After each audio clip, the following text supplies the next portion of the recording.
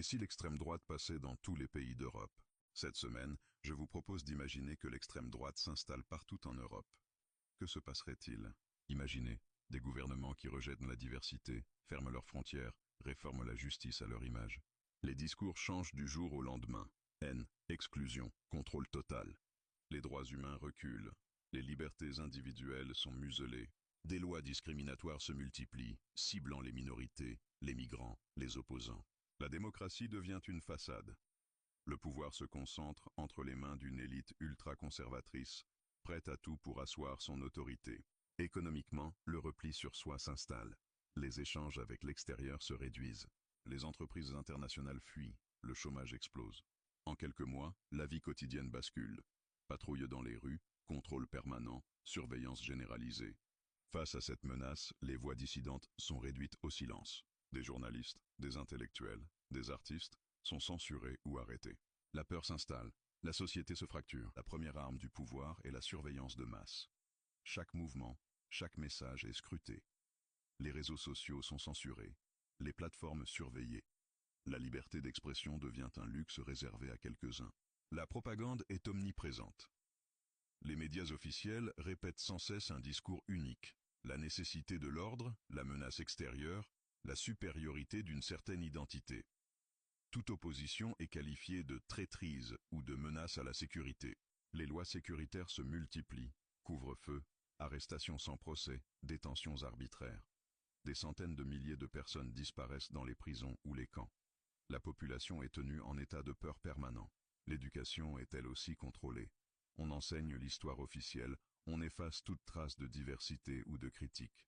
Les enfants grandissent dans un système formaté, prêt à accepter l'autoritarisme comme normal. Les minorités sont isolées, traquées. Racisme, violence policière, discrimination deviennent la norme. La société s'enfonce dans la division et la haine, incapable de se reconstruire sur la base du respect et de la diversité. Le repli nationaliste fait éclater les accords européens. Les frontières se ferment, les traités sont suspendus, les échanges commerciaux chutent.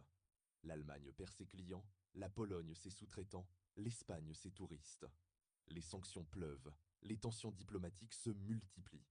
Résultat, les investisseurs étrangers fuient, les entreprises ferment, les chaînes de production s'effondrent. Le chômage grimpe en flèche, 25% en Espagne, 30% en Grèce, des millions de jeunes sans emploi. Les classes moyennes s'appauvrissent, la précarité explose. Partout, les services publics s'effondrent. Hôpitaux saturés, écoles abandonnées, transports en panne. Les États n'ont plus de budget, plus d'aide européenne, plus de marge. La jeunesse, elle, ne croit plus en rien. Elle fuit vers le Canada, l'Australie, les pays nordiques. Ceux qui restent sombrent dans la dépression, la colère. Ou la rue. Le taux de suicide augmente. La violence urbaine aussi. Et pendant que le peuple lutte pour survivre, une petite élite proche du pouvoir s'enrichit. Accès au marché public, passe-droit, corruption massive. Les écarts de richesse atteignent des sommets. Une Europe en ruine, sacrifiée sur l'autel d'une idéologie extrême. L'extrême droite prend le pouvoir dans toute l'Europe, et la liberté des corps est la première cible. En quelques mois, les lois anti-avortement explosent. Interdiction totale, en Espagne, Italie, Pologne, Hongrie. En France, l'IVG est retirée de la Constitution. Les cliniques ferment, les femmes qui le peuvent partent à l'étranger. Les autres subissent, parfois au péril de leur vie. La sexualité redevient tabou. L'éducation sexuelle est supprimée, remplacée par des cours de morale familiale, où l'on enseigne que le sexe, c'est uniquement dans le mariage, pour faire des enfants. Les préservatifs disparaissent des écoles. Les campagnes contre le VIH sont stoppées et les contaminations remontent. Les minorités sexuelles sont effacées. Mariages homosexuels annulés, adoptions interdites, associations LGBT fermées. Les marches des fiertés sont remplacées par des marches pour la famille traditionnelle. Les agressions homophobes explosent, tolérées par les autorités.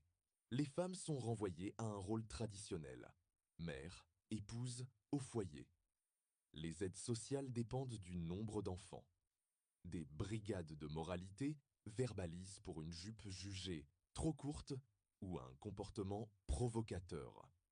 En 5 ans, l'Europe devient un musée du patriarcat.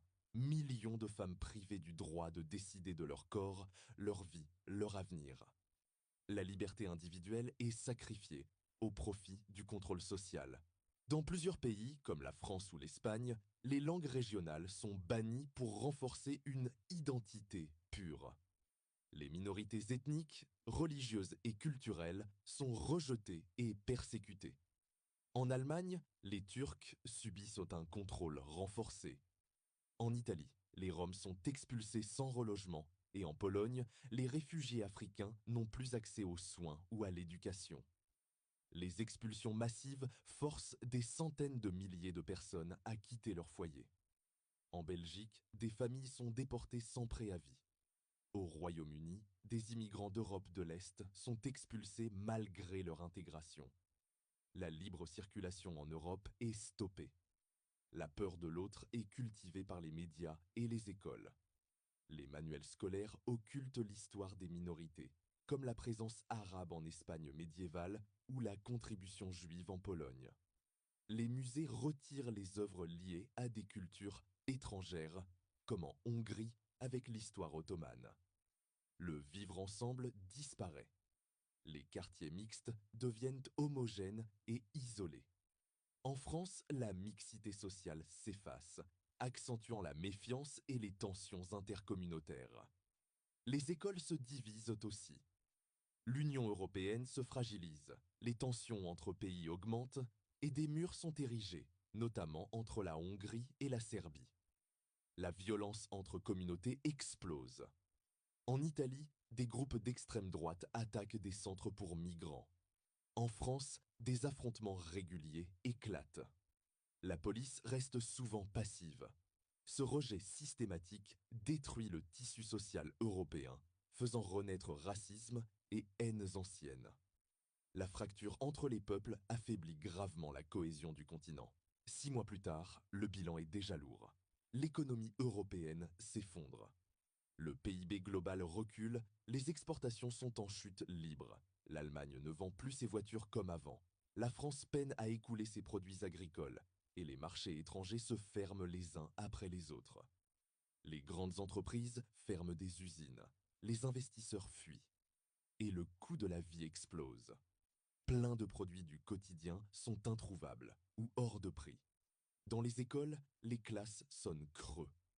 Beaucoup d'enfants issus de l'immigration ont disparu du paysage, partis avec leur famille. Des écoles ferment faute d'élèves, d'autres regroupent plusieurs niveaux dans la même salle. Les professeurs se retrouvent sans travail, les activités périscolaires disparaissent. Dans la vie de tous les jours, tout est plus lent et plus compliqué.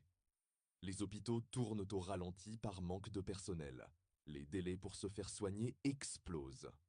Dans les commerces, moins de choix, moins de variété. Le petit restaurant indien du coin a fermé, la boulangerie portugaise aussi. Les transports publics réduisent leurs horaires, faute de chauffeurs. Même la poste met 2 fois plus de temps à livrer un colis. Les gouvernements d'extrême droite répètent que c'est le prix à payer pour reprendre notre destin en main. Mais les files devant les banques alimentaires s'allongent. Et dans les rues, la colère gronde. L'Europe est à genoux sous le joug du régime. Mais dans l'ombre, une colère persiste. Dans les caves, sur les réseaux clandestins, dans les rues, 1000 voix s'élèvent pour dire non. Puis tout bascule. Une manifestation éclate dans une capitale, puis 2, puis 10. Les forces de l'ordre épuisées commencent à reculer. Les soldats refusent de tirer sur la foule. Les drapeaux du régime sont arrachés, remplacés par ceux du peuple. La révolte se propage comme une traînée de poudre. Les gouvernements tombent un à un. Les prisons s'ouvrent, libérant les prisonniers politiques. Les dirigeants extrémistes sont jugés publiquement leurs crimes exposés au grand jour. Et pour la première fois depuis des années, l'Europe respire. Les places se remplissent non de slogans de haine, mais de débats de projets de décision prises collectivement. Les citoyens deviennent enfin les vrais acteurs de leur avenir. Démocratie participative, assemblée locale, décision transparente, chaque voix compte. Les anciens symboles de l'oppression sont détruits ou transformés en mémoriaux, pour rappeler ce que le continent a traversé. Les peuples se réapproprièrent leurs villes, leurs médias, leurs lois. Plus de dictature, plus de censure. La liberté vit, et cette fois, elle est entre les mains de tous. C'est la victoire d'une génération entière. La preuve que même, face à l'oppression la plus brutale, la volonté du peuple peut tout renverser. Si toi aussi t'es un rebelle du réel, like, commente, partage et abonne-toi pour continuer le combat.